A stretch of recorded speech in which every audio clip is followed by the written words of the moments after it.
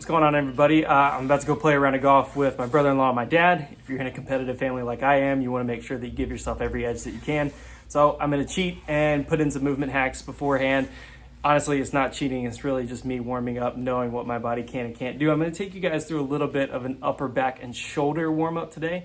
It's just 3 movements that I think are going to be really helpful for anybody out there to get in and try to loosen up their upper back and their shoulders so they can create that whipping effect that is so necessary whenever you're coming through the ball. So I'm going to show you 3 things. First and foremost, I'm just going to use my ball here,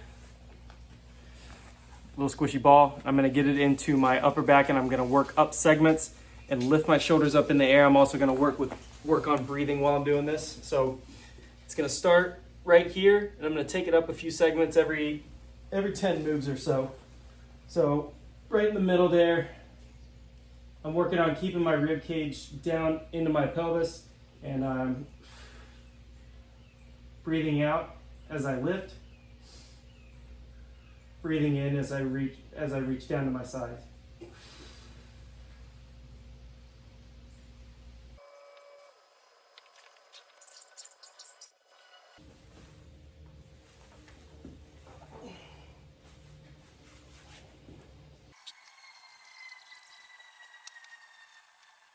Just before I wrap up, there's a couple of things that I want you to take note of during this drill. Number 1 being that your lower back should never drop down to the floor while you're doing this. So let me adjust the camera a little bit. So while you're doing this, you should have a gap between your lower back and the ground. As you come up, some people with lat tightnesses are going to have their lower back drop into the floor like this. You should be able to maintain that stable spine position.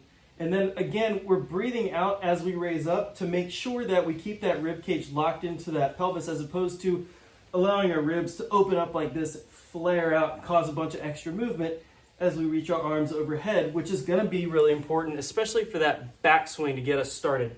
So now that I've gone through that, I'm going to reinforce it with a little bit of a lumbar locked rotation. I do have a full video on how to do this at home, so I'll put this into the show notes, the link to that, but I'm just going to go ahead and do the motion as I would during warm-up. Putting my hand on my low back and then pretending I'm in a barrel. I'm rotating up. In other words, I'm not going to kick myself over to the side. Looking as far as I can to my right, rotating up and then switching sides, grounding through this elbow on the floor, reaching up as far as I can. And sometimes it helps to stay up here for a few seconds and cycle one of those diaphragmatic breaths into your belly, just to get your body used to that position.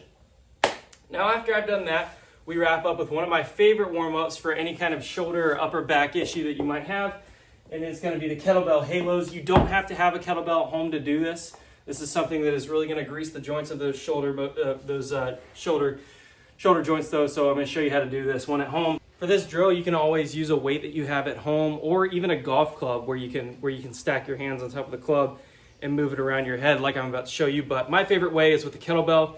So I'm going to push over to my right and rotate around my head like that. I'm going to get rid of my hat. Push over. And what you may notice is I'm not allowing my body to lean side to side, which makes this also a really good core exercise.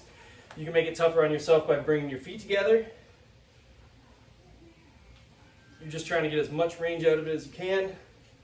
Doing that about 10 times. And then I'm switching directions. Again, trying not to let my hips be all over the place.